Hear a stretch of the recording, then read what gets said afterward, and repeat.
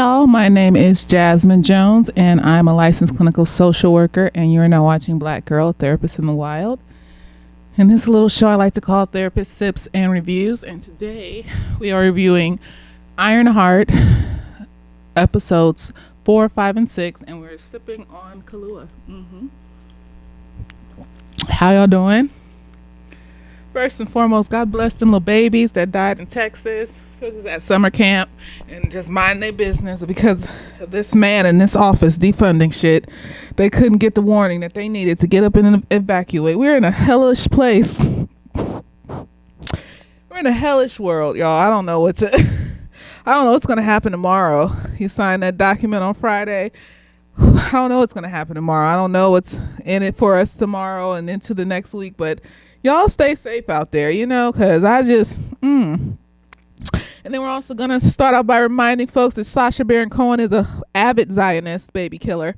And I feel like that's a part of the reason why this show wasn't released for a year after it was, or more than a year after it was made, because I believe it was produced in 2022. Usually, they release it the year after, and then, the destruction of Gaza happened in 2023. It's been going on since the 1940s, since they let the parasites into their country unknowingly, thinking that, we could all live in peace and harmony, but the parasites slowly started to eat their country and push them to the far edges of it. And then now it's demolished. So yes, I feel like that was what Disney was afraid the fallout was going to be, but instead the fallout is racism, and they love that Sacha Baron Cohen is Mephisto. I just, no. Borat was the Kazakhstan, whatever the fuck that place is called.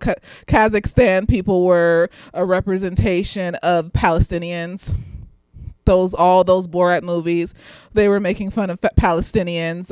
He's gone on talk shows, and ever since October 23rd, 2023, he's gone on talk shows to just raise the flag for Israel and things like that. This is an evil, evil man. So we always have to express the concern of hiring somebody that is evil within your production, just because we're not going to gloss over it and pretend like this is an evil man. It goes into the character that he's playing, but I would just rather not see him at all making any money in any way. So, it is what it is.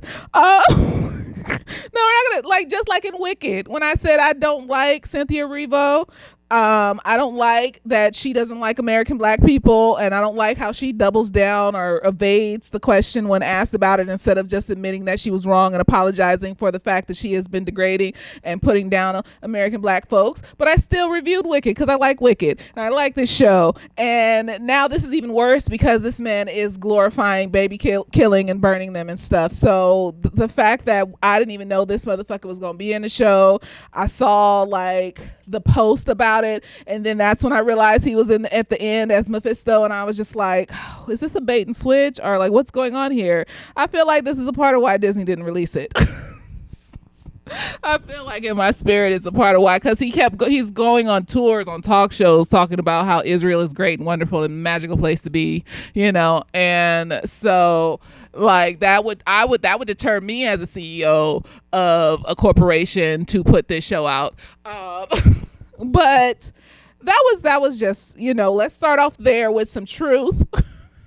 I have to start with truth, and then let's go into the show and reviewing the last 3 episodes. Everybody else was great, magical, wonderful. The only thing I didn't like was seeing that man. Everything else was great.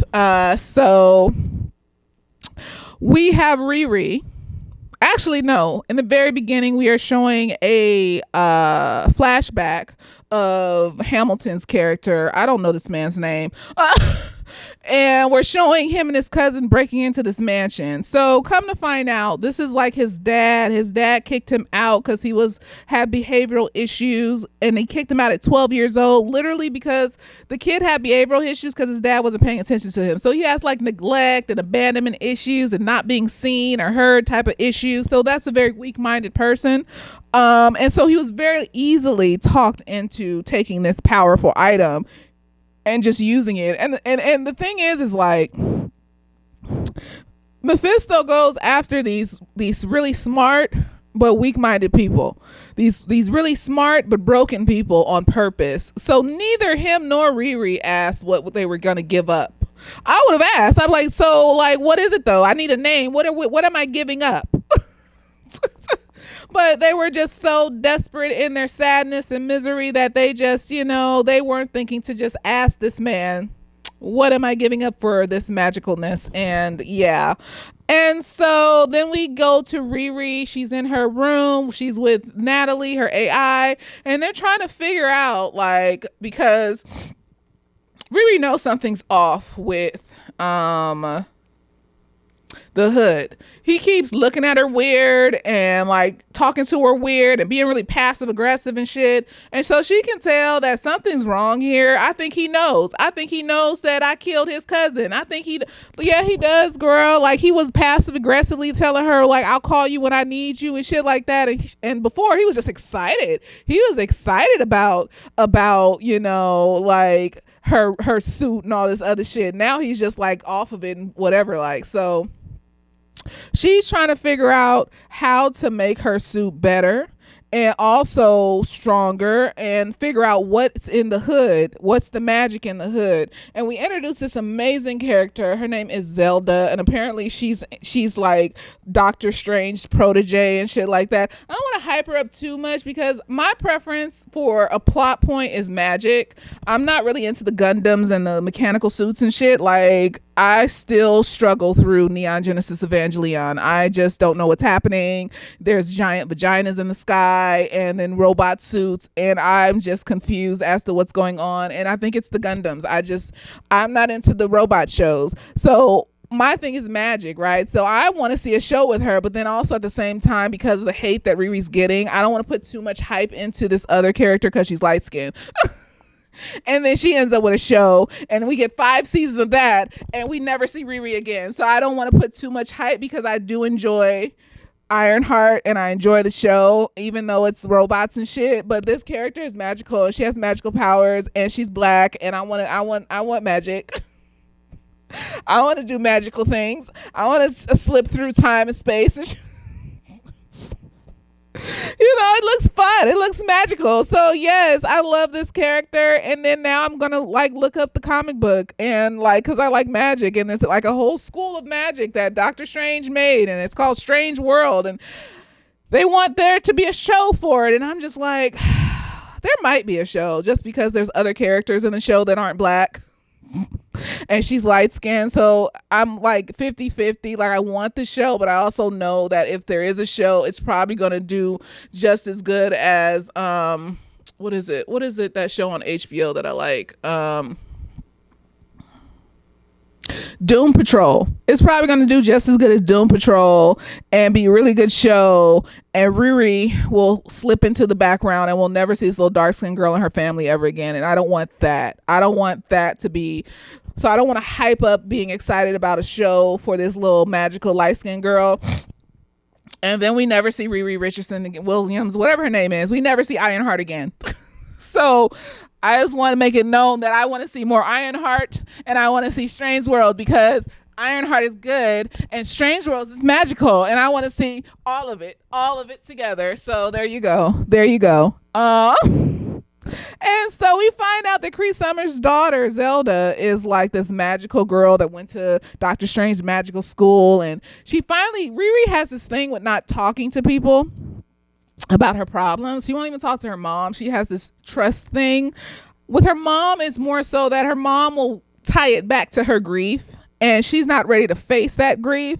And so, like, I could see why she wouldn't tell her certain things, because she doesn't want to face the grief. But it's getting more and more and more dangerous, girl. Like, I'm glad at some point she finally told her mom. And then, like, the white dude, what's his name? Ezekiel. There we go. He ended up arrested because she dropped a little film or whatever in the lab that they killed all the people in. And so he ends up arrested. They trace it back to him, and they think he did it. And so she goes and visits him in jail, and she's just like, I'm gonna get you out of here. And he was just like, you're just an impulsive child, and you're just selfish. And I'm just like, honey, this is your fault, because you didn't see this little black girl as a child. So you thought you were just going to give her this expensive technology and she was going to do adult things with it, because you don't see little black children as children like the Wakandians did when they made the vibranium Ironheart suit for her. And then when she left Wakanda, they said, oh no, you're leaving this here. We're not giving this to a 15-year-old. we're not giving this to a 15-year-old, love. What are you talking about? And there was adult supervision the whole time that she wore that fucking suit. From the moment she built the suit to the moment she went out into the water with these motherfuckers, there was adult supervision the whole time, because she's a fucking child. Honey, just because you didn't see this child as a child and she did childish shit because she's traumatized, and children do impulsive shit, especially when they're traumatized, that's your fault.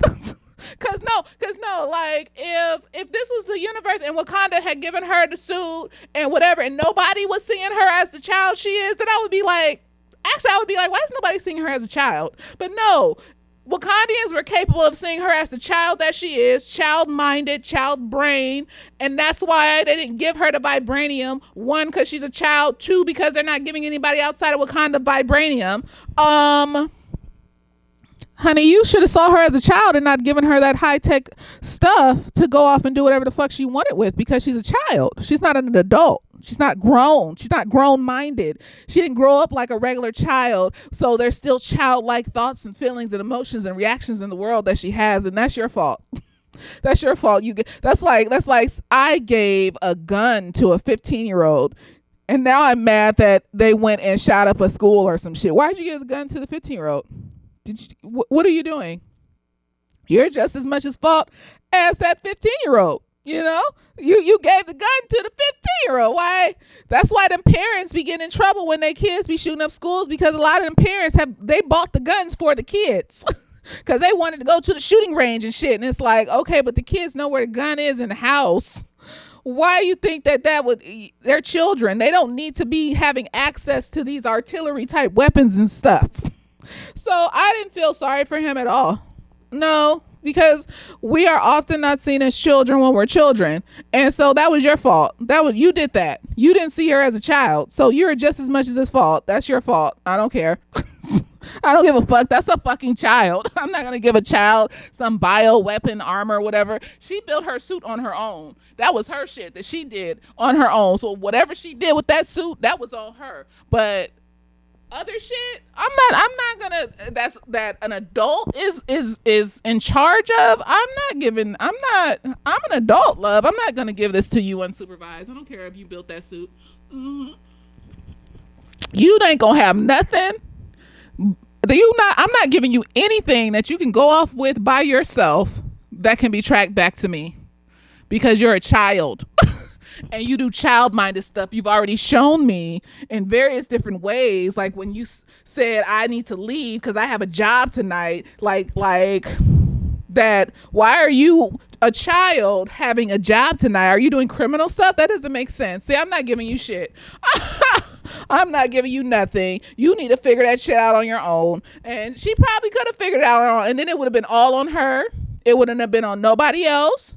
Because I'm not attaching anything that I have to it. That's grown up stuff to a child. I'm not that's why I don't associate with children like that. Like, it's one thing to like be a mentor and shit like that, but then when you associate with children for too long to the point where you start seeing them as adults and shit, and you act in the same way as this child, that's a problem. You should figure that out. Like, I don't associate with children like that. That's not a thing that I do. And this is exactly why, because they're impulsive, and when they're traumatized, they're especially impulsive, and they do children shit. She keeps asking, like she asked, so this is her best friend. So her best friend's brother. She asked him if she was a bad person and stuff. I don't think she's a bad person. I think she's a child. She's impulsive. She's too smart for her own good. And she doesn't have any guidance, and she won't allow people to guide her because she doesn't trust people. And so she makes impulsive ass decisions for the greater good of shit. And she does, and it just gets messed up because she's a child. So there's not a lot of common sense there from having lived a long enough life to know that people out in the world respond to certain things and they get emotional and shit. And so, like, the next thing she does is, like I said, she goes to the shop with Zelda. Her and her mom, like, look at it, pour some liquids on it, do some spells, and then realize that the piece of fabric is from some evil situation, right? They think it's from some other evil entity, but actually it's like from Mephisto and stuff, right? And so she gets frustrated because they won't tell her more than that. I don't know why wouldn't you tell her that what she has is like a nuke? Like, why are you just like, no, shut up. No, shut up. Like, what is it? Because like if you say the name out in the world, it's gonna draw in energy. Like, what is it? Because that was dumb. I didn't like that part. I didn't like how like she brought the shit to you. You saw the shit was dead. Even the mom was like, "Why, girl? Like, why aren't you telling me what my child has that could kill her? What is going on?" Like, I was like, "Same. Why are you keeping it a secret?" Like that shit pissed me off. I didn't see the point of that. And then she gets all emotional and she goes to the silo. The fucked up part is she orders food to the silo, to Ezekiel's silo. And like, I was just like, why are we having niggas deliver to your hideout situation, your temporary hideout situation, just because she's a child? Then I was like, oh, because she's a child. She's not thinking that far ahead. I've been through stuff, so I will think that far ahead because I've been through enough shit in my life to be like, you know what? I'm just gonna drive over to the local pizza spot and just order me some shit, or maybe a drive-through or something, because I'm not about to like have them come out here and know where I'm at, right? But she's a child. She's not thinking. Like, there's this whole developmental period in your teenage and some of your young adult years, because your frontal lobe isn't fully developed, where you feel like you're invincible and you feel like nothing bad will happen. That's where she's at. She feels like she's invincible and nothing bad will happen with her, with these decisions that she's making. And every time something bad happens, she gets more and more overwhelmed, more and more anxious, and she's flying out from the silo because she can't figure out the cape, and then she's having a panic attack, because these are the life lessons that teach you not to do that shit ever again. Because sometimes it's not going to be a decent parent in a television show. It's going to be you continuously making mistakes over and over again until some big shit, the mistakes pile up and some big shit happen, and now you're like, oh, I'm never doing that shit ever the fuck again, never in life. So they break. So, and then the hood breaks Ezekiel out of jail. He like seduces him with his Hamiltonness. And so he breaks him out of jail, right? And he goes for it because he's weak-minded too. These are sad, broken people, and they're easily manipulated by other sad, broken people that are miserable and can be a little bit more aggressive with their manipulation tactics. And so he gets out of jail, and then they turn him into the Bionic Man or whatever the fuck he's supposed to be. I don't read these comic books. I never got into DC and Marvel because I have this thing about starting from the beginning in every comic book I read. And that's why I like mangas, because mangas, there'll be like, sometimes there'll just be 12 of them, and that'll be it, and that'll be the end of the DC started in the 1920s. Marvel started in like 1930s, some shit. There's so many of them, and I just feel like I want to read it from the beginning. Like, I want to read all the stories, and like, I can't do that because there's a lot. So I never really got into reading like those comic books, because I just felt like, this is the 57th rendition of Superman. What about the other 56 versions of Superman? Then I would get mad, and I'd be like, no, I want to know what happened in the beginning. So I don't know who these characters are. I have not read these comic books. I read mangas because they, from the beginning to the end, except for the mangas that are like, there's 500. Like, I'm never gonna read Naruto. I'm never gonna read what is it with the pirates and shit. What is it? Fuck. What's that manga? That's it. I put a thing. I'm never gonna read that. There's like there's 1,000 something episodes of the anime, and so I can only imagine how many episodes, how many mangas there are. It's probably infinity. But there are mangas that like, there's only 12. There's 12 books. I can do that, start to finish, 12 books. There you go. So anyways, Riri had a panic attack, and it's interesting because I watched this TikTok, and this girl was talking about how there's so much parallels between her and Johnny Depp's Iron Man, like Johnny Depp's not Johnny Depp's Robert Downey Jr.'s Iron Man, and how like they both had panic attacks, they both had trauma, they both lost a parent, they both had their AI made from people. Like Jarvis was his dad's driver and shit, and Natalie is her best friend. So like there's so many parallels to those characters that I'm just like, they really are trying, they're struggling to find a reason not to like this fucking show. So anyway, she has a panic attack and Natalie drops her off and goes and gets the brother, the next door neighbor of the brother of her best friend. She goes and gets him, and she didn't want him to see Natalie, but Natalie just showed herself to him, and of course he acts accordingly.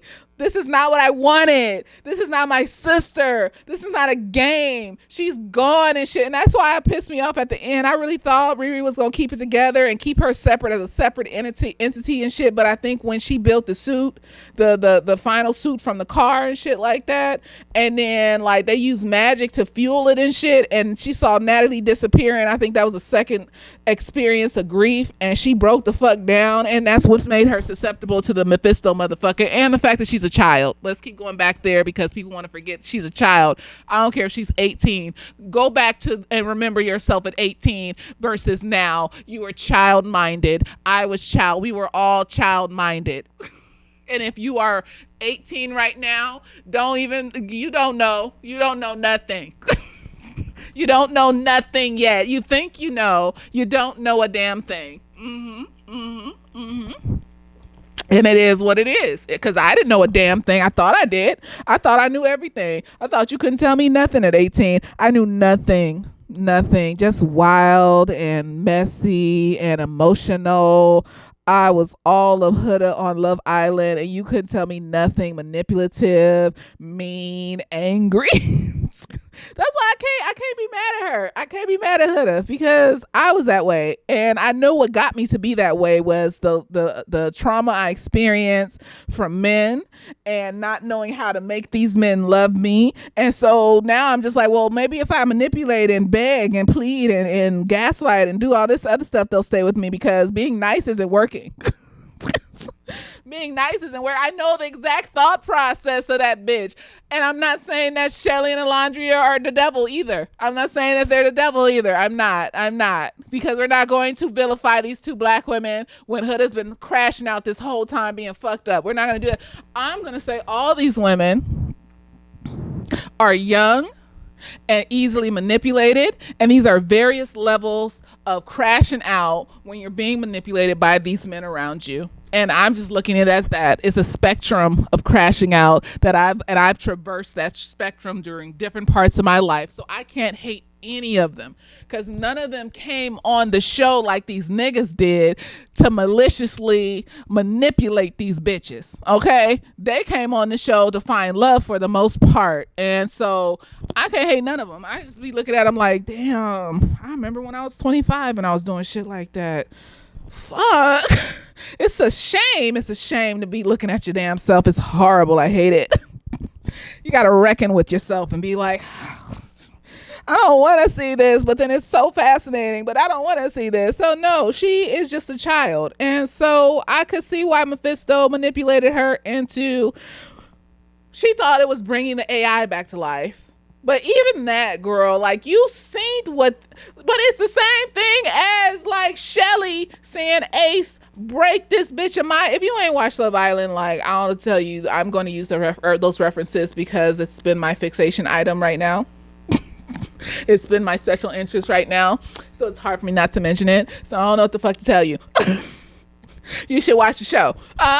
It's the same reason why Shelly could sit there and watch Ace break Amaya down to nothing and have Amaya walking around looking like a crackhead for 2 days after what he did to her, and still be with him. And still be with, it's the cognitive dissonance. Like, why that I could control it better. That's the shit we tell ourselves. Like, I can make him love me better. I could do better. He just didn't want to be with her, but I can make him act right and shit. Like, no, he did that too easily, love. That's just who he is.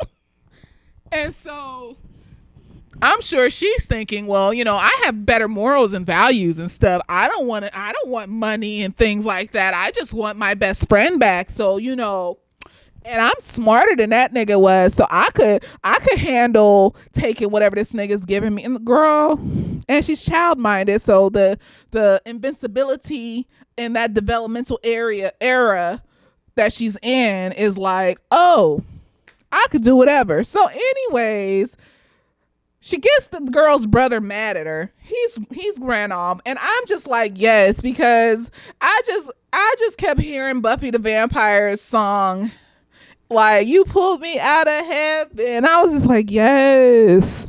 Like, how you gonna bring this bitch back from the dead? Like, when you cross, how you even know this is the bitch? How you even know this is the bitch? Like, how you don't know that this ain't some demon he created? Like, you don't know, and now you just made yourself open for anything, because this goes back to what I was saying. When you so focus on some shit outside of you, it leaves you open to be manipulated by whoever the fuck sees your vulnerability and wants to manipulate that.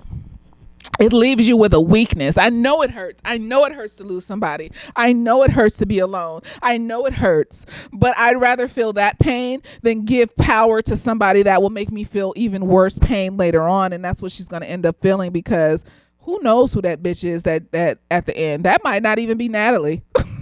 That could be anybody, So anyways, they go after her. So he tells the rest of the group that she killed his cousin and they need to go after her and da-da-da-da. So they steal her suit because she pissed Natalie off, because dude told her to delete Natalie, and instead of like immediately being like, I'm not gonna delete Natalie, she just looks at Natalie like, maybe I should.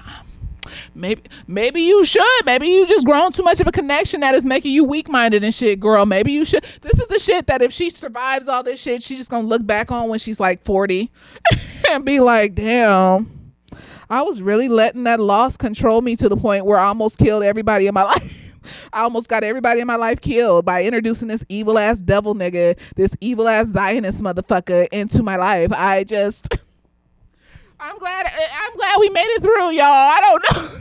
Because that's how I look back on my 20s. I just be like, damn, I could have ended up pregnant and like with no degrees and shit. And like, look at now they taking away student loans and shit for grad school. You only get 100,000 cap for grad school. That's 1 year.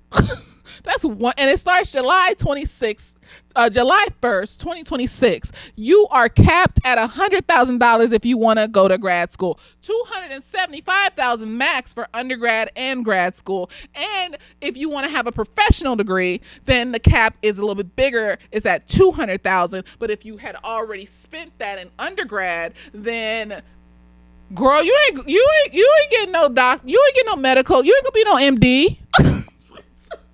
Unless you got money. The fuck? And the thing is, these schools is the ones losing money. So I'm just like, are the schools going to give everybody scholarships? Like, what's going to happen? Because the schools are losing money. The schools are losing all of that federal funding that they get from all those students that attended. And most of those students are attending it based off student loans and shit, bitch.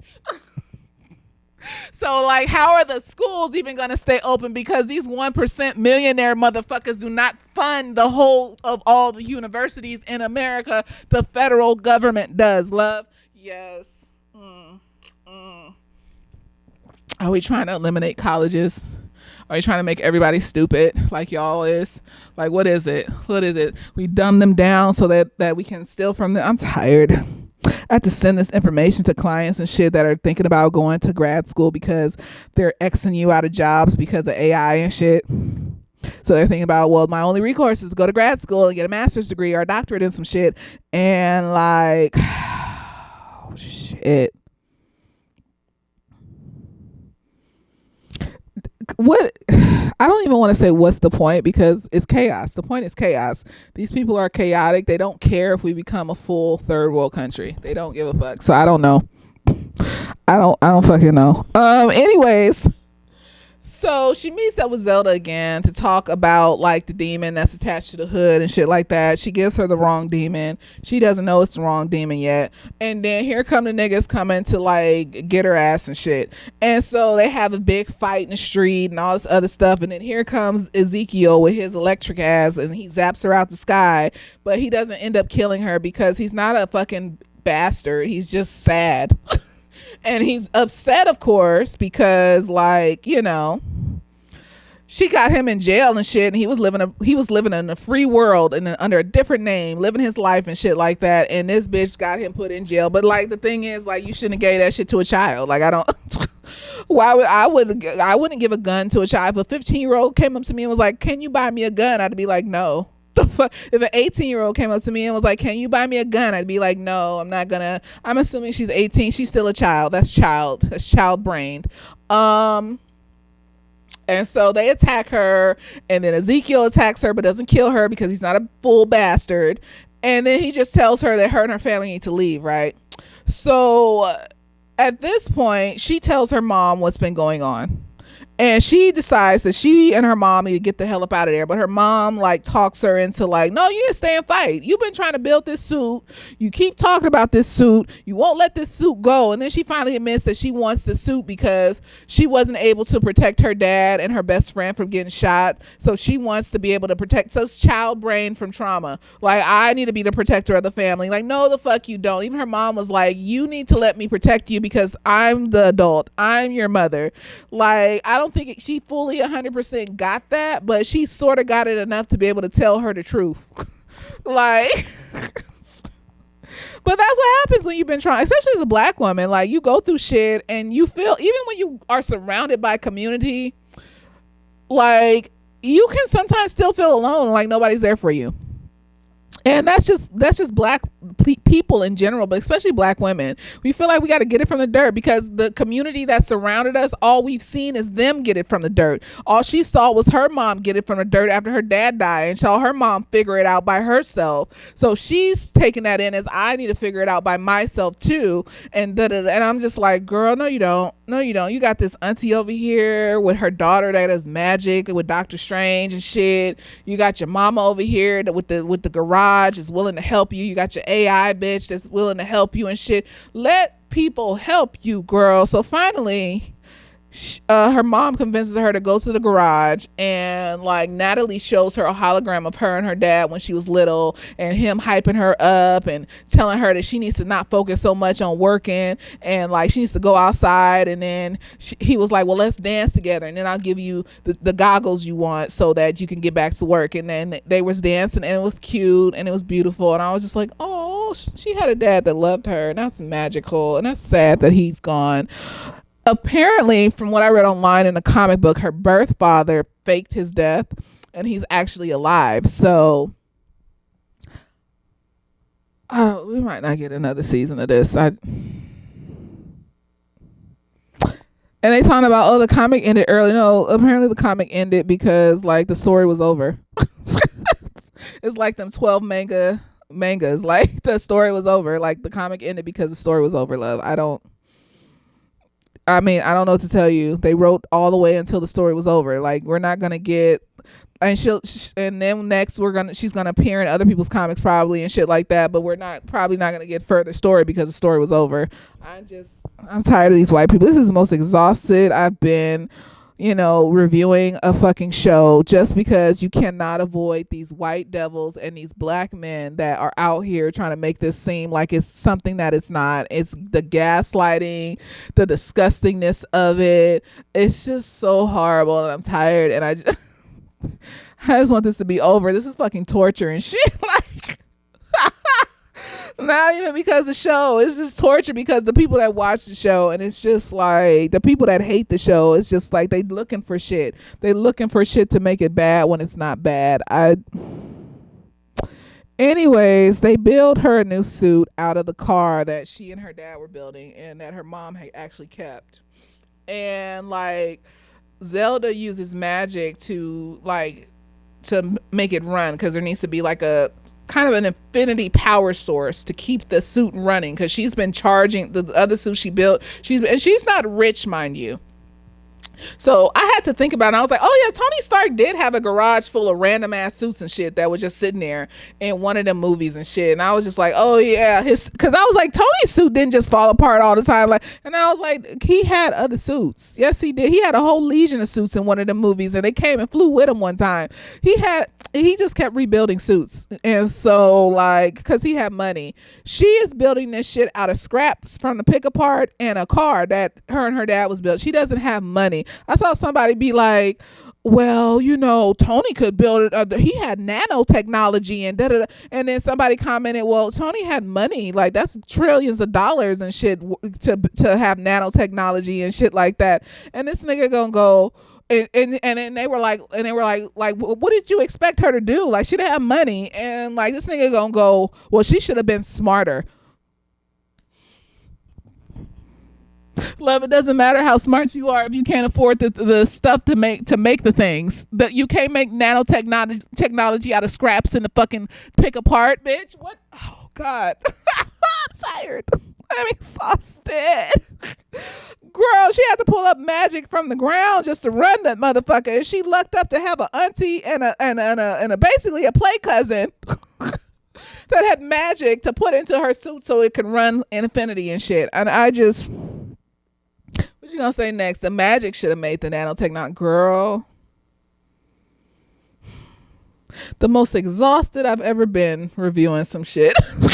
Just the gaslighting. It just feels like being abused again. And then with this presidency, it just feels like being abused again. Apparently, from what I've seen them post on Instagram, they about to like bombard Anaheim tomorrow. They rented a 9 floors of the ICE rented 9 floors of a hotel across from Disneyland, and they're gonna bombard Anaheim tomorrow. Apparently, I don't know if it's 100%, but like at this point, it probably is. It probably is. So like, if you out there in Anaheim and shit, like, and you ain't got you, even if you naturalize, like, just find a place to be that is not outside in the world. I don't know what like this is this what the Germans went through as they watched their country degrade in front of them? And either you have to dissociate because you don't want it to be you, or like you get out there in the streets and you start beating on these motherfuckers till they shoot you up and shit. Like, I don't know what to do. Like, is this what it felt like in the Jim Crow era? Like, is this what it felt like during slavery and shit? Like, I don't know what to do. I always told y'all I could not live during slavery. I could not live. I could not thrive. I could not survive during slavery. I do not have the mental capacity to do that. Like, we're going to have to start doing underground railroads or some shit. We're going to have to start hiding people in our homes and shit like they did in Nazi Germany and shit. Just like Anne Frank and shit. Like, what is it? What is it? Because I'm tired. I just feel overwhelmed. I feel overstimulated. I just feel like a lot of shit is happening at once. And like, this is what our ancestors went through. Like, this is what our ancestors went through. Just like, I don't know. Girl, I don't know. Jesus. So anyways, let's get back to the review before I crash out on camera. Even more than I already have. So, like, they built a suit out of the car. They used the magic from Zelda to, like, that's funny, magic from Zelda. Oh, makes me think of the video game. She Princess Zelda. Shut up. She's a Disney princess. Yo, shut up. And so they use the magic from Zelda to power it, but then all of a sudden Natalie starts flickering, right? And before she could transfer Natalie to the computer, Natalie disappears. And so the magic made Natalie disappear. They don't exactly know why Natalie disappeared, but she crashed out a little bit, and then she gets in the suit and is like, oh, you know what? I still need to go fight this evil nigga and la la la la la la. So I'm just gonna go do that. And I was just like, okay, girl, you go fight this evil nigga, and while you actively grieve, girl, they just told her to wait a little bit. Like, let's see if the suit worked. Let's see if we can figure out if we can bring. You can't wait an hour. impulsive, traumatized, doubly impulsive child. Uh, and that's fine. It's age appropriate. Like, I'm not even mad at it. I'm not judging it.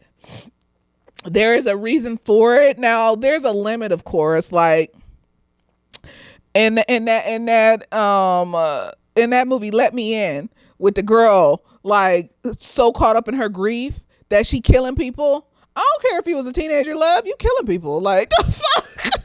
You allowing people to die just for 5 seconds with a demon that looks like your mom, and you're not even sure it's your mom. You're just, she looks like her. So, and you believe in this demon thing over your like own living father who has the suicide note and everything. You're believing the demon thing though.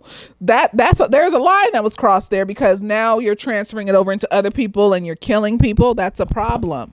But this here, like, she just trying to save people and save herself and save her family, and she's doing it very clumsily because she's a child. It is what it is. And yeah, she got that nigga arrested, but at the end of the day, he should have treated her like she was the child that she was too. He didn't want to treat her like the child that she was. And so you ended up getting your ass arrested because you gave a child a gun. That's your fault, love. I don't give a fuck. That's why you need to start seeing little black children as the children that they are, instead of trying to treat them like adults, because it's weird. So we go back to the hood, Hamilton nigga, and he's with his peeps in a little pizzeria hideout situation, right? And like, the bomb girl done figured, because Riri told the bomb girl that he had the last tech dude killed, right? And they didn't think that he had did that. So she didn't believe her at first, but there was a little itch in the back of her mind. So she had one of the people do like pull up the autopsy report, and then she confronted Hamilton nigga, right? And she was just like, no, you had this nigga killed because they said he died of a drug overdose, but we all know that he did not do drugs. And so this nigga was about to like beat her ass and shit. I was just like, okay. Mm-hmm. But then everybody got in front of her to protect her and shit. And then he just like had a whole drama attack and was like, well, everybody just leave. Just leave. I don't need any of you. I was like, okay, girl. You don't need any of them. Okay, girl. Dramatic drama. And so like everybody leaves, and they were just like, see, you said this was a family and da da da da da. And I was like, it's just like a gang. Like, they're not your family. They just gaslight you into believing that they're your family so they can use you. And they do it. They love bomb you. They love bomb you so that they can gaslight you later on. Like, but kids don't know that. These are young people. They don't know when they're being gaslit. Now they might, because all that shit is on TikTok now. That's why I'm not mad at social media, because if you are self-aware enough to look for the right things, then you will find the things that you need to realize what's going on in your life that you need to change and you need to set boundaries against. And kids younger and younger are realizing that their parents got emotionally abusive or narcissistic tendencies, that their partners might have emotionally abusive or narcissistic tendencies, and that they don't have to put up with this behavior. So I'm not mad at it. I'm mad at it at all. I just think that, you need to monitor what your kids are watching, because it can be easily go into like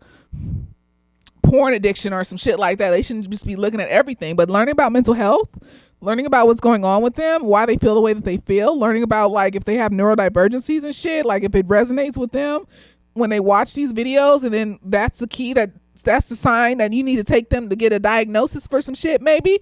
I don't see anything wrong with that. People learning and being self-aware about what's going on with them. And so, like, he gets abandoned by his little made-up family. And well, he pushes them away. He didn't get abandoned. He pushed them away because they realized he had some shit going on, and that they were in danger. Y'all in danger. And then he goes back to Ezekiel. Now Ezekiel is about to leave town. He's just like, I'm done with this. I got my little magic body. I'm about to leave this bitch. And then the next door neighbor across the street sees him and starts saying some fuck shit to him. So he tries to like burn her fucking flowers and shit because she keep talking shit about him. And then he couldn't do it. Didn't come out. And come to find out, he's now attached to Hamilton nigga. And Hamilton nigga has the voice command control of his whole little mechanism situation thing going on. And so Hamilton nigga takes him back to the mansion that he was originally at in the beginning of the 4th episode with his cousin. And apparently that's his dad that kicked him out, like I said earlier, because his dad was a bad father and he didn't like him. And he said it to his face, I don't like you. I didn't want you, or whatever the fuck he said that was horrible. And I'm just like, why'd you have kids? You're rich enough to like get a vasectomy and never have kids. You're rich enough to have all of the birth control options out there. And yet you decided to have a child, and then you decided that you hated the child. Did you start hating the child when you realized you couldn't control the child, that the child was not a robot? Because don't have kids if you think that you're going to control your children. Like, control them in a toxic way. You're not. Like, they're people. They make their own decisions, and either you're going to abuse them and create somebody that is going to resent you and either leave you or harm you, or you're going to treat them like the individual person that they are and help them grow into that individual person and guide them and shit like that. But like, that nigga was fucked up. But I did look it up because both the Hamilton nigga and the nigga that played his dad, they got the same head shape and shit like that, and they got eyes, and I was like, are they related? They're not, but maybe just because they're both Puerto Rican, I don't know. But they look alike, and I was just like, is that his dad in real life? They do really well with finding, you know, the relatives in these movies and stuff, people that look like they could be your relative and shit. But anyway, so he has to sign over shares of his company, the multiple shares of his company, most of the shares of his company over to him, right? And I'm just like, are we this scared of this man? Or because I just feel like it's a piece of paper. Like, are we that scared? I guess we're that scared of this man and what he could do. I mean, he did have his little robot, you know, person take out most of the guards and shit. So I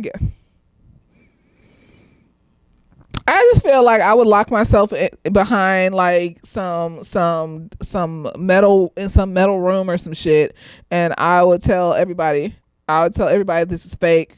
And I would tell everybody who this nigga is, and I would have enough money to be able to do that and shit. Like, you're not getting some shit that I built. Like, girl, I just don't. He just having these niggas sign a paper. It's still going back to me being like, is that enough? Is that really enough in this world? Like, to hand over a bunch of money? Like, okay, y'all not going to the police after or nothing. You just letting this man take all your money and shit. Okay. So anyways, he takes all the shit, and then like, he's sitting at the head of the table, and dude is talking shit to him, right? Because he doesn't like being controlled. Basically, he's a slave, right? He's like, you're not a real man, you're a piece of shit, you ain't nothing, da da da da, and you don't even belong here. And as soon as he said that you don't belong here, he gets up and goes back to his, you know, apartment over the pizza place and starts screaming for the Zionist nigga. Where are you, Zionist? Where are you, baby killer? Now I'm gonna keep reminding y'all who this nigga is, okay? Where are you, baby killer? Where are you? And then the nigga pops up, and he's like, what do you want? And he's like, I still feel empty. I still feel like it's not enough. Like, what's wrong? Da, da, da, da. And he's like, you wanted to be filthy, sweaty, like a pig, rich and shit, and I gave you what you wanted. He's like, well, it's still not enough, and da da da da. So the baby killer says, oh, well, like, if you can keep this cloak, then I will, you know, give you more power, right? So unbeknownst to him at the time, Riri had flew to the pizza shop and was fighting the white dude, right? And he was fighting the white dude, and the white dude was just like, and then she saw, like, she looked at him through her little like mechanic screen or whatever, and saw that he had been hacked, and he had like a voice command thing in him, and that he couldn't control his body. And so she came up with a plan to like kick him in the nuts, and then his body would go into crisis, and then she would put a little thing on the back of his neck where the receiver was, and it would inject him with a virus that will give his whole body a hard reboot, so he is then disconnected from the voice command. But he still want to talk to her after, because he has a lot of rage and shit going on, and he's angry and shit. He should go to therapy. He should go to therapy after. He should talk to somebody about that rage that he has going on.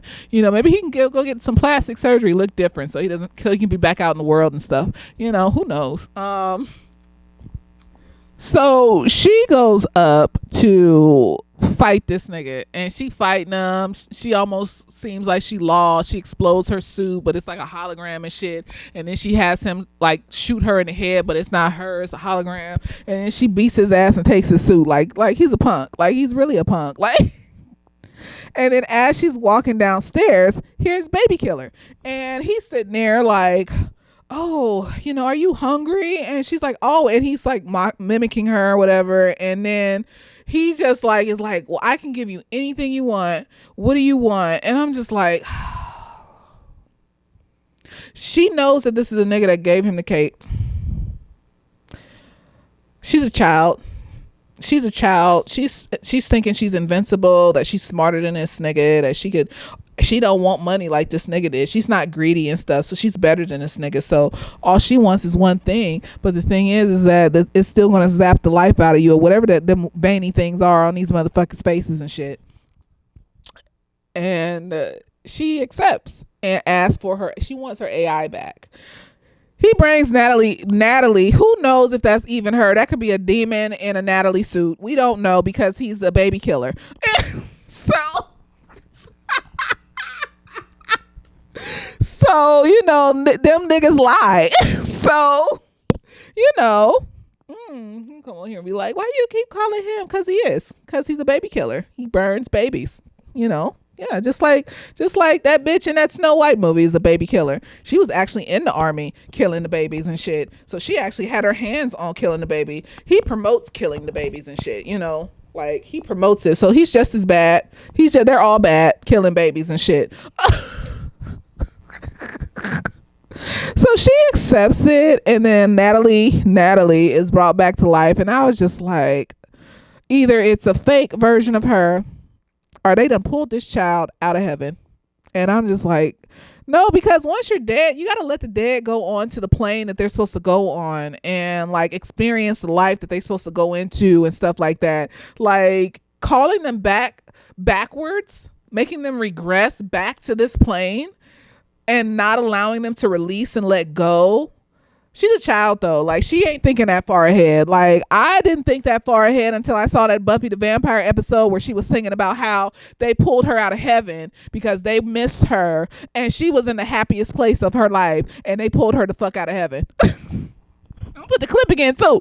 Every time I see some shit that reminds me of that shit, I'm gonna put the clip because nigga, that's fucked up. You want them niggas to be back down here where they killing babies and shit when they're on another plane where they don't got to worry about none of that shit anymore. No more. So you want them to suffer like you're suffering.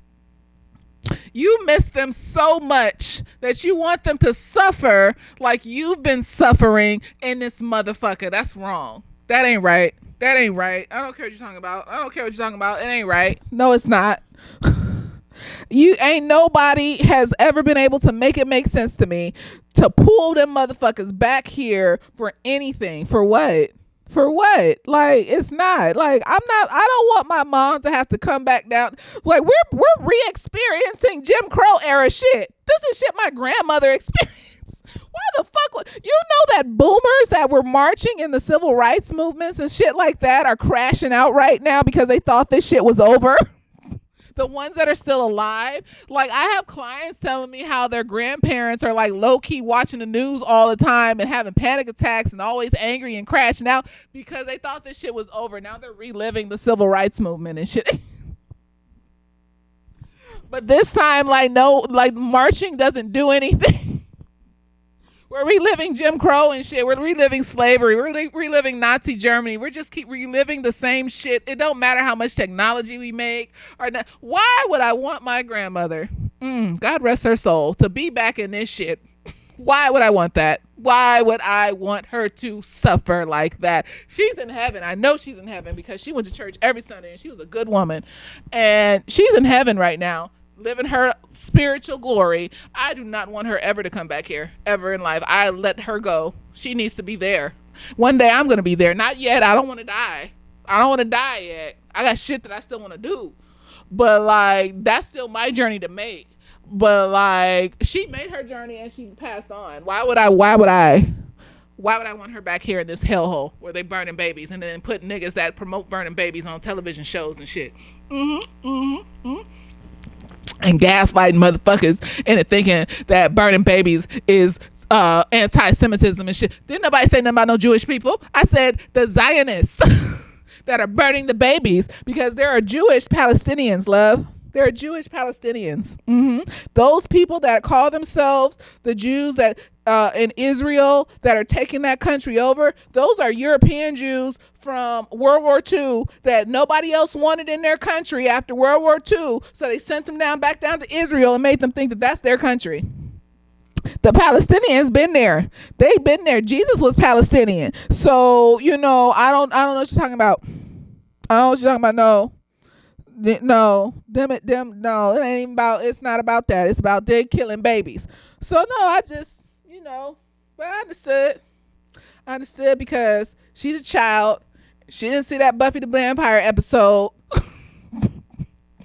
That shit scared the shit out of me. When I was just like, it was the musical episode, and I didn't even watch Buffy the Vampire Slayer like that. It was just on, and it was this whole musical episode. I was just like, oh, they singing and shit, and then they got to that part, and I was just like, the fuck? I was just like, why y'all do that to her? Why? She's so sad. She's just, the whole episode, she was miserable, and you didn't really know why she was miserable the whole episode, but then you knew, and once you knew, you couldn't forget it.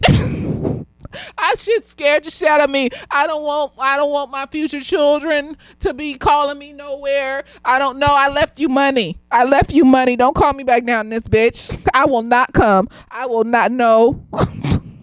I don't know what to tell you, love. You're going to have to figure it out. I trained you up. I loved on you. I prayed over you. I left you some money and shit and some houses and shit. And that's it. Like, you figure that shit out. Ask Jesus. Don't ask me. There you go. So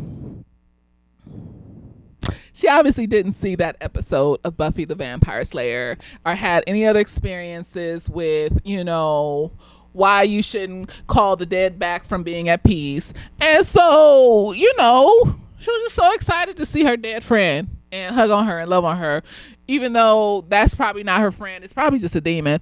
And then as they're hugging, you can see that now she's getting the lines. We'll never know unless you read the comic books. We'll never know. They're not going to make another season. We're not going to... I'm not even gonna be like, oh, I can't wait for it. No, they're not gonna make another season of this. They're not. Like, I don't care how many times you watch it over and over again. People watch Lovecraft Country over and over again. They didn't make another season of that. They're not gonna do that. People watch The Watchmen, the black version of The Watchmen over and over again. They got good reviews. They're not gonna make another season of that.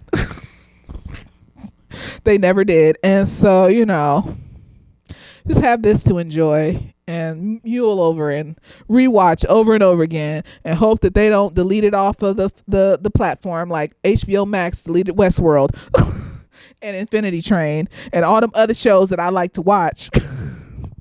Bitch made ass motherfuckers. Infinity Train was a good ass show, and I never finished Westworld, and all they got is the old ass Westworld movie from the 70s. They just took the whole show off. Like, why would you? These white people piss me the hell off. You didn't have to delete all them shows. Them was HBO shows. Like, you could have kept them shows. Like, Netflix keeps all their shows, at least as far as I know. I don't fucking know, because they don't want to pay people royalties and shit, because they're pieces of shit. And exhausted. But the baby killer knows. He knows that these are weak-minded yet smart people that he can siphon from and use. So I said it was a good character for his real life character, but like, he's still getting paid. His face is still splattered across shit. Like, I don't want to see him. I don't want to see this nigga that kills babies on my television screen. It feels like a bait and switch. I didn't like it. I did not like to know that this is the nigga that everybody's been waiting to see, the villain that everybody's waiting to see, and it's this nigga. Like, there's other people you could use that got big eyebrows and shit that go up and down like this. And then at the after credits, so we're back at Zelda's Candy Magic Shop. where her and her mom have magical candy elixirs and things like that. And here comes Hamilton nigga with with a hoodie on and shit, talking about I need big magic, I need real big magic, and I heard big magic was here and shit. And I don't know, why he needs big magic. I don't know what is gonna happen next. But you know, we're not getting a second season. Maybe I'll read the comic book at this point. Because I want to read the Strange World comic book, because now I'm just like, oh, magic. But I feel like they're more likely to do a Strange World show because there's a bunch of different colorful people in that bitch. So, and like, they can play that off versus something that is fully black fueled. They don't want to see us. They don't want to see black women. The world doesn't want to see our magical selves and how wonderful and beautiful and amazing that we are. You know, we want to see ourselves. Black men don't. People of color don't. White people don't. You know, to be the most obsessed over and the most hated at the same time. That's what bullies look for. They obsess over you and they hate you and they want to siphon from you. They don't want you to succeed. And so you got to clock one there in your life and you have to get the hell away from them, just like the baby killer that's in this show. He wants to siphon your greatness from you, and pour into your weak-mindedness and low self-esteem, so you don't see your own greatness as much as he does. So he can keep just siphoning it out of you without you realizing that he's siphoning your greatness from you. You know, I would have told him no immediately. He probably would have killed me or some shit. Like, I wonder what happens when you tell him no. He probably kills you or some shit. But no, that was my review of Ironheart. It was a good show. I liked it, except for the baby killer. And the signing of the documents to sign over stock of companies, like, I just feel like you could just, there's so many loopholes to that you as soon as the nigga left, I would have called the police. Like, I'm not scared of that motherfucking Hamilton. Old round-headed ass bitch. Like, what is you talking about? Care about you and your motherfucking cape, nigga. Like, you gotta be fucked up. I don't got time for it. I don't. What I learned from Love Island this week: it's okay to crash out, but it's also okay to be loved. Hood've needed Chris. Chris showed up and he's the strong black man that he is, and I'm not even mad at him because he wanted Shelly first. Shelly didn't want him like that. As soon as she got back to the island, she expected him to chase her, as she should. Like, but not when you talking to other niggas in his face. Like, niggas ain't gonna chase you in real life. When niggas know that you talking to other niggas and it's in their face like that, it's different if you just tell them, like, I don't put all my eggs in one basket, so I'm dating around just to see. They don't have to see the other niggas. So, like, it's different when they have to see you kissing and fucking around on some other nigga and you don't ever come and approach them or talk to them, and you just expect them to come and talk to you. Like, I'm not talking to no nigga that I'm seeing kissing on another bitch, so I wouldn't expect a nigga to come and talk to me if he sees me kissing and rubbing up on another nigga. Like, I just, I'm grown. So it's okay to want to be pursued. Pursued is different than chased. Pursued means that you pursue me, and when I see that you're pursuing me, I pursue you. I give you the energy back. I don't think he was getting the energy back from Shelly. Not really. Not the way that he wanted it to be. And so he went after Huda, and they formed something, and Huda needed that. She needed that, like, nigga that's gonna be like, see through her bullshit and calm her down and shit like that. She needed that, and he likes that, and that's good for her. Is Huda manipulative? Yes. Is she fucked up? Yes. But that is just one layer on the spectrum of crash out that you develop when you have male trauma. With Shelly and Alondria, the only thing I was mad about in that situation is, why are you mad that Huda went after Chris? Like, you can't have every nigga chasing after you on the bill of love. Like, it is what it is. Like, and then, Alondria shouldn't have aired her out like that in front of everybody. And then everybody getting mad at her because she and Chris made a connection and they didn't believe their connection. Like, don't do that. That's fucked up. But otherwise, like, no, Huda did too much when she was kissing on Ace. Apparently, they didn't show it all. She was there. They were kissing for like 10 minutes. And the thing was, in the beginning of the series, that Ace low key wanted Huda and was mad that Jeremiah got her. So it makes sense to me that he would probably be kissing on her like that. They would be kissing on each other. But I don't think Huda liked him like that. I think Loki. I think she was a little drunk. They be drinking and don't be showing it, and she just messy. She just sloppy, and not messy like emotionally messy. I think she's just sloppy like that. She's just sloppy. She just be all over the place and shit, and emotional and shit. And so like Chris calms her down. So I just feel like that's cool. And then Alondria and Nick.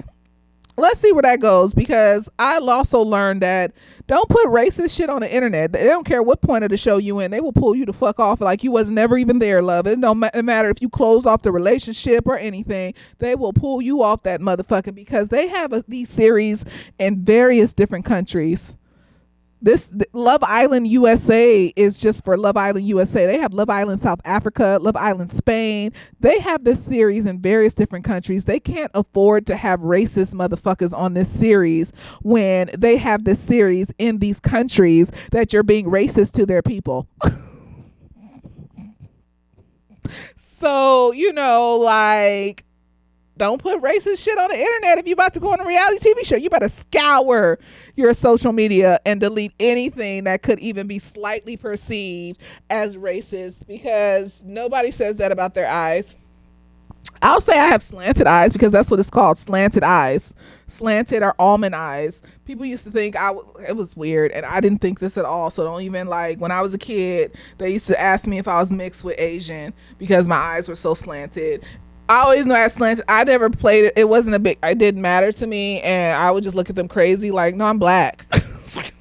I'm all black, love. Like, most of that shit originated from the original tribe in Africa and shit. They found that original tribe, and most of them people got slanted eyes. So I don't understand. But like, why would you put the C word on the internet knowing that it comes from them being racist to them Chinese people that came over here and built the railroads and shit? Right. But you know what? That's what you get. That's what you shouldn't have said that. You shouldn't have put that on there like, oh, that's so funny. No, it's not. It's racist. It's anti-Asian, because people of color cannot be racist, because racist is a systematic oppression, and she's not systematically oppressing these Asian people. The white people are, actually, because when you got rid of affirmative action in schools, now your kids can't get into the schools like they used to, love. And now they're taking away student loans and shit, and if you ain't rich, your kids ain't getting into grad programs, love. So that's systematic racism, right?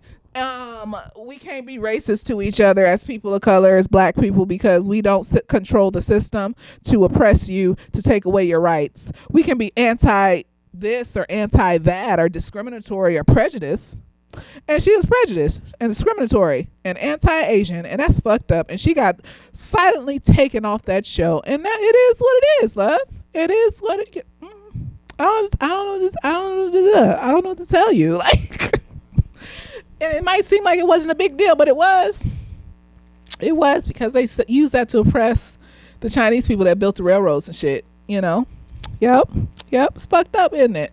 Now, Nicolandria might be a thing. Maybe. We'll see. I am hesitant around Amaya and Brian, because I feel like people are always nice and see Amaya's gold in the beginning, but then they eventually show their true colors, talking about she's doing too much or she's too clingy and shit like that, because she shows you that she likes you from jump. And then once you start acting up, she pulls away. That's why I know she's not clingy. Clingy means that if you show me that you don't like me, I'm going to still try. She stops trying immediately. She's like, oh no, we don't mesh. You don't like me. It doesn't go together. It's not da da da da da. And she's very smart. She's just gullible. Gullible doesn't mean stupid, though. It just had, like, me in my 20s, I was gullible like that. If you were nice to me, I would think you were nice off top. I wouldn't even question it. Now it's been beaten into me to question it and to be hesitant and to wait for you to show me more over time, because I would end up in situations where eventually them niggas would turn on me and I would think it was my fault, and I would be trying to make them stay and figure out why they don't want to stay. Now I'm just like, if I like you, I'll tell you I like you. But like, if you don't like me back, I'm not going to pursue anything with you. I don't. I mean, you're not showing me that you're interested, or your body language, your passive aggressiveness is showing me that you're not interested. I'm not going to pursue something. And that's Amaya. She just needs to be able to like wait a little bit longer. And I think she's starting to do that because she could tell that Zach was fucking around with her. Like, all of a sudden, you're nice, Zach? Really? After you like, no, I'm not a dummy. And she said it in her little interview. She was like, he needs to do more than just talk the talk. Like, he needs to show me. And all he did all day was talk to her and shit about how he sees her and how he and she was just like, fuck is you talking about? I love Amaya. I want to see Amaya and Brian when Brian shows out to actually like her. I just want to see Amaya win. I don't care. Usually I'm for the dark skins, but no, I'm for the neurodivergence first, bitch. You show me you got neurodivergencies and you just out here trying to make it, and people were bullying her and making her feel shitty about herself and stuff like that. It ain't got nothing to do with it. I want Amaya to win. The fuck? She deserves to fucking win because they were being mean to her from jump. The mean ass bitches when they did the letter, and it was they couldn't say what she was doing that was clingy. All Zach could say was, oh, I didn't really want to kiss you. The fuck is you talking about, Zach? You hinted at let's rewind the tape, motherfucker. You hinted that Alondria wouldn't kiss you like niggas do. They hint at the things that they want you to initiate. And so Amaya, being her gullible self, was like, well, I'll kiss you, and then y'all kiss. Like, that's why she was looking at him like, are you fucking dumb? Is there something wrong with you? Are you broken in the head? And then she walked off. Like, the fuck is wrong with him? Like, you was about to gaslight her, honey. You look stupid, and that's why you got voted off the island, because you're a piece of shit. You're a piece of shit. Like, why would you and they niggas, and that's what I learned too. Niggas will will hint at shit or be in your vicinity or in your space in a way because they want you to initiate shit. So if anything happens, they can go back and be like, oh, well, you the one that kissed me. Sir, excuse me? Oh, okay, I see what you're doing. I ain't got time for this. You're not about to double back and act like I did some shit, like you wasn't there in the room and you wasn't hinting that you wanted some shit. Okay, that's why I don't do hints, because niggas do shit like that. They will hint at wanting something without actually saying that they want it, and because they expect you to initiate it. And then when you initiate it, they think they got you on the leash now. And if you ever set a boundary, they'll do shit like, I didn't even want to kiss you. I just didn't know how to set a boundary. Sir, no. This is what I had to tell myself one day when I was younger. I had to tell myself, unless they say out of their mouth that they like you, then I don't believe that you like me at all romantically. I don't care what you're doing that you call flirting. Unless you say, I like you, I'd like to take you out on a date, I want you to be my girlfriend, then none of this crosses the barrier in my mind that you want to do any of that stuff. I'm not assuming shit anymore, because that was my 20s where niggas would hint and I would assume, and then now I'm caught up in this fucking cycle of, oh, well, you're the one that wanted to be with me and shit. Like, excuse me?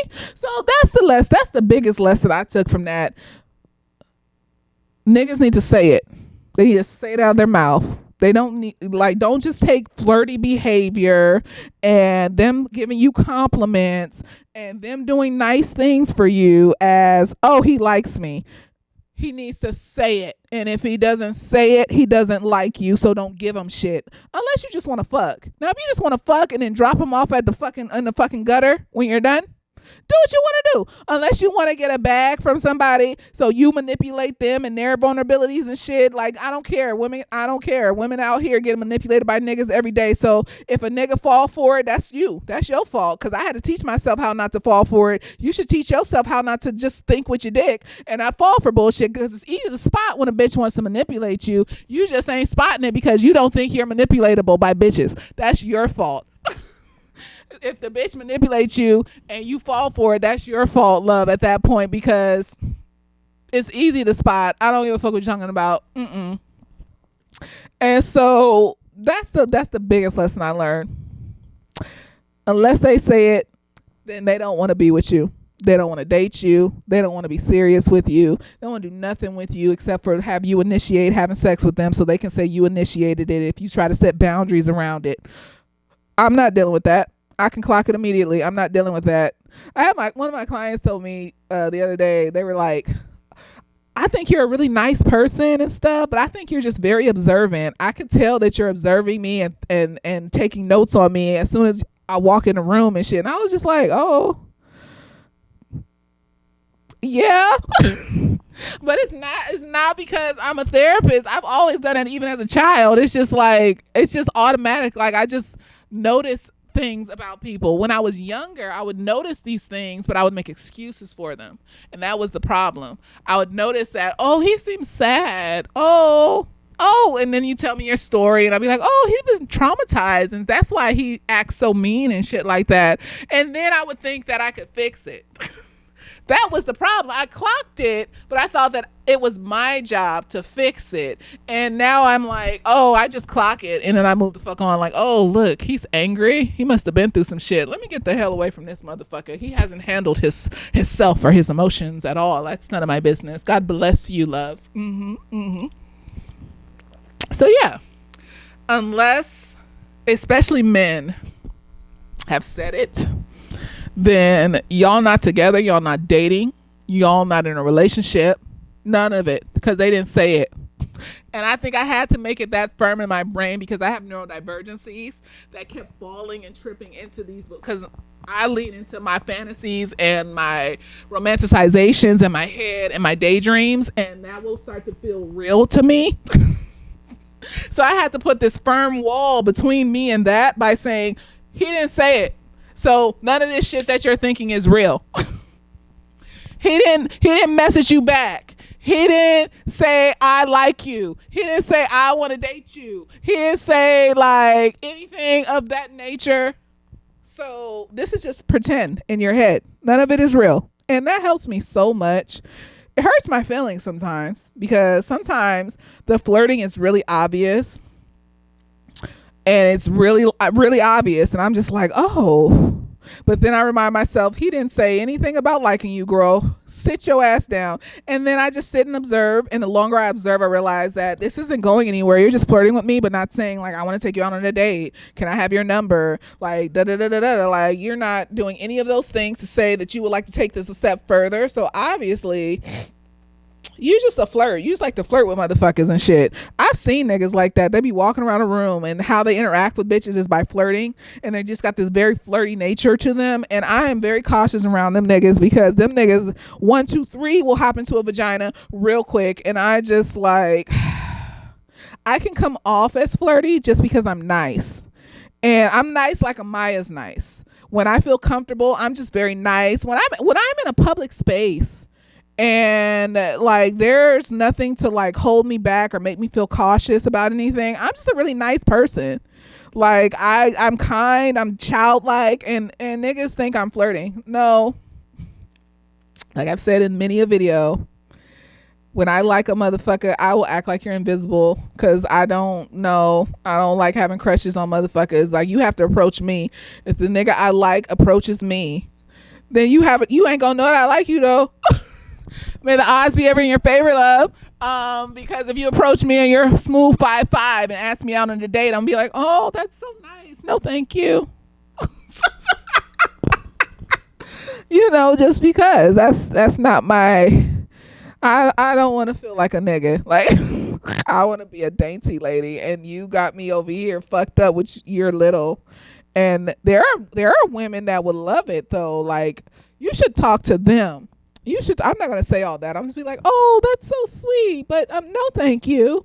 And if they take that and become fucking mean ass devils, because that ain't none of my business. I'm just going to get away from you now because you can't take rejection. You're crashing out and that's none of my business. I've taken rejection since like puberty. I was weird. I was a weird child. I was a weird young adult. I'm a weird 38-year-old adult. I've taken rejection since puberty. I'm used to it. It's not that big of a deal to me anymore. Apparently, it's still a big of a deal to you. That's none of my business though, love. You should go to therapy for that. I did. It was really helpful. It made it so that, rejection isn't bad. It's not a bad thing. And I was God be showing me shit and reinforcing shit, because I was looking at this nigga's page, and in my 20s I thought he was cute, and I was like, oh, he's cute, like I would like to date him if he had liked me and shit. We just followed each other. We never talked to each other. I just admired that he was attractive. Skip to now, married with children and shit. Wife looks bedraggled. Like she going through the bowels of hell. He looks bedraggled. Like he's giving hell and experiencing hell at the same time. And I was just like, is this the same nigga I thought was cute? Look what his wife going through. What's happening? Girl, you just gotta wait for it. The toxicity will make itself known. You just gotta wait for it. And just observe. You don't have to interact or involve yourself in it. You just have to observe. There's niggas from high school that I had crushes on in my 20s. Found out they had like 3 or 4 different baby mamas by the time like I was 25. They were 25. 3 or 4 different baby mamas. I had a crush on this nigga. Wow. 3 or 4 different baby mamas by the time we reached 25. God has made me dodge so many fucking bullets and shit just by being observant and not being too needy and clingy and weird and trying to make motherfuckers like me and shit. And I just praise him. I'm not that bedraggled looking woman. I'm not with a nigga that got 3 other baby mamas and shit. Like, I just, in the name of Jesus. Jesus! Bitch! Every day God shows me why I shouldn't have been pining over or liking motherfuckers and shit. And I appreciate it. I do. Every day he shows me why I'm still waiting on my husband, because it's a good majority of these niggas that just will make you a bedraggled wife and will not show up for you, will not be there for you, will not care for you, will be in the midst of their own storms and their own issues and not know how to get out of it, and then you have to suffer with them because you chose to be with them and stay with them. And I just, God bless those women that have to endure and suffer through that because they thought that nigga was cute and y'all had good conversations and you thought you had things in common in the beginning and shit, and then you talked yourself into being with this motherfucker because Lord Jesus. No. And if you can leave, then leave. I would say leave. If he's not fixing himself, he's not going to therapy, he's not working on his shit, then just go. Like he draining the life out of you, sis. He draining the fucking life out of you, girl. Like it's not even But no. Those are the lessons that I learned this week on Love Island. Because that's been my fixation show. Because the psychology of it all, it's just so interesting to me. Like the various different degrees of crash out that a woman can have because these men are trash. And like, don't come on here with hood of hate. They all going through the same shit. They just expressing it in different ways. You ain't never been manipulative like Huda. Some people are healthy. Some people have not chosen to express their trauma in unhealthy ways. So I'm not going to put it on everybody, but a good majority of us, especially black women who are on the bottom of the totem pole and in our teens and 20s and stuff, were told that we weren't good enough. So we just have to scrape and struggle for love. A good majority of us had a hood moment, had to scratch your fucking shit up, bust your tires, show up at a nigga house moment, had to send them 500 text messages and track them down moment. Don't do that before you were healed, before you figured it out and shit like that. And that's why a lot of people are mad, because Huda is a reflection of the worst of how women can get when they're traumatized by these men. She is. Alondria is a reflection of no matter how much of a bad bitch everybody can see you are, if you don't see it yourself, then it don't matter. Like, you still gonna be saying shit like, oh, I put all this work into this relationship and he shouldn't, because he's his own person. Shelly, they keep saying Shelly like girls. I always thought it was so funny. They kept voting them at the end of the line. American girl. And she's like, I don't even understand that. You see how she finally made a decision after that, though? Because she's like, I don't even see what America's seeing. Yes, you do, because you finally made a decision to close things off with Ace, or semi-close things off with him, or think about it more. I don't know. I don't think they're officially completely closed off like Sierra and whatchamacallit was, but like, that she made a decision to start working on getting to a place where they can be closed off right after that. Like, you know what it was? Wishy-washiness. And niggas don't like Ace. This show, women watch this show, and niggas is going on there forgetting that women are the main audience, and women don't like this wishy-washy ass behavior. And that's why these niggas keep getting voted off, because you treating these women fucked up, and the women who are in the majority watching this show are voting y'all asses off and feeling sympathy for the women, because we can relate,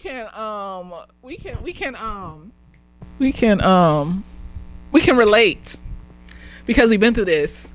All these levels of crashing out, I've been through all that. I've been through it all.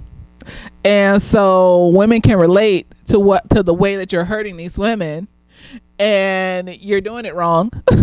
You're on this show and you're doing it wrong. And so, yeah, that was my review for Ironheart, and what I learned from